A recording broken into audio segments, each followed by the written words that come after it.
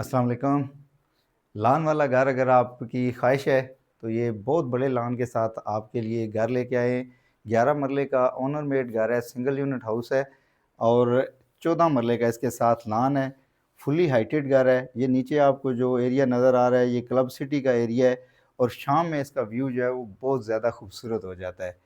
लान 14 मरले के साथ 4 बेडरूम के साथ ये घर है। हल्का सा शार्ट सा आपको एक टूर कराते हैं इसका।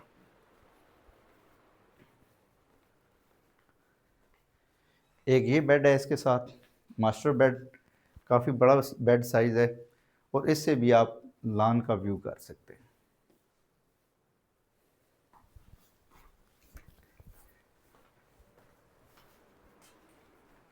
ये इसका टीवी लाउंज का एरिया है।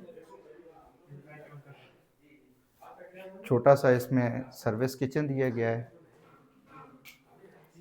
छोटा सा स्टोर है और एक बेडरूम ये है इसका।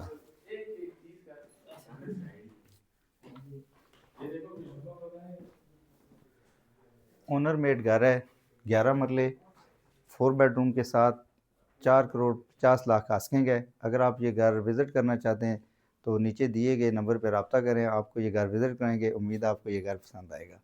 बहुत शुक्रिया, अल्लाह हाफ़िज़।